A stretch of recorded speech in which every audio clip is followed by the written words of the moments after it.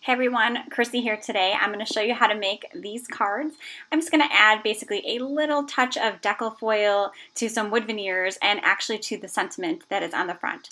So first I started out with a piece of shimmering black cardstock, and it was cut to 4 by 5 1/4. And I have this awesome stencil. It's from Southern Ridge. I love it. I love anything with like timepieces and stuff because I feel like they're so versatile. I can use them for masculine cards as well as cards for kids, cards for my friends, family, whatever. So I feel like when you have like timepieces and gears and all this fun stuff, they're great for men, but they're also great. You can work with them, add different colors, and use them for everyone. So I'm actually going to use Distress Oxide inks. I'm going to use a couple different colors here. So I secured my stencil down and I protected my surface. That is key. Make sure your stencils are secured down. You don't want your paper or your stencils moving.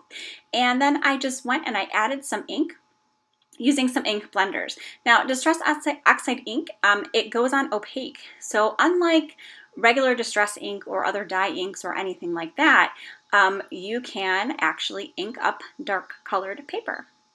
So I just love the effect that it gives when you have that opaque ink on the black, and I thought it would really kind of make the foil pieces that we're going to add later, as well as the stencil, really kind of pop out. So once you have the color the way you want, you can see I added a little more on the corner there. Go ahead and pull the stencil away and boom, reveals like to have this awesome timepiece on here. And then I added just a little bit of water. I sprayed some on there because that actually makes the oxide ink react. It makes the ink more vibrant when you add water, so you don't have to. You have a real nice chalky look when it's done, but when you do add water, it ends up becoming it pops out more. It's more vibrant. So, and it looks like it's still wet. Like I feel like when I look at oxide ink, it looks like I could take it and wipe it away with my hands, but I can't. It's totally dry. So I decided to use some foam strips to put that panel on my card base. Now I cut a card base to 4 1/4 by 11 and scored at 5.5 inches.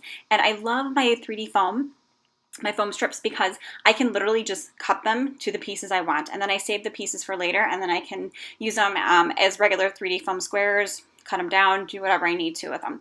And this, to me, it's just a big time saver. I love my 3D foam squares, don't get me wrong. I love using the big ones for adding panels to card bases, but this goes so much faster. Once I discovered these, now I cannot stop using them.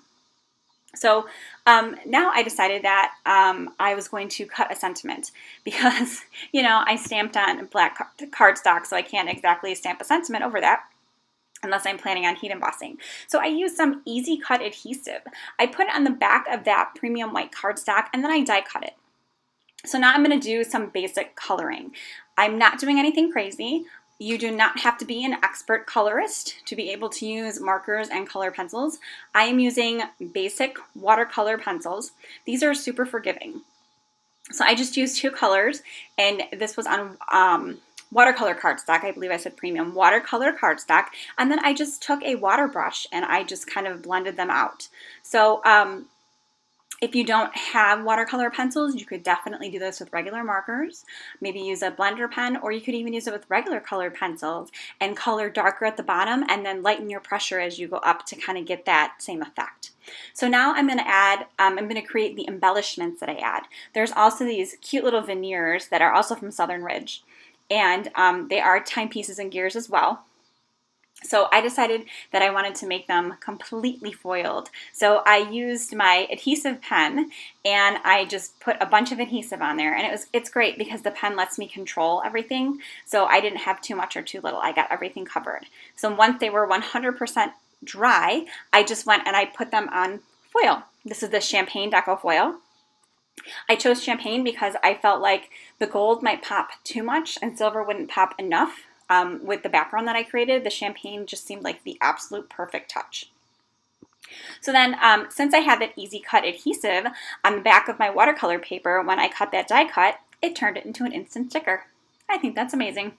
So I have no issue with trying to glue my die cut down. It's intricate and everything like that. It already has adhesive on the back. So I use my easy cut adhesive for literally almost every die cut that I use on a daily basis.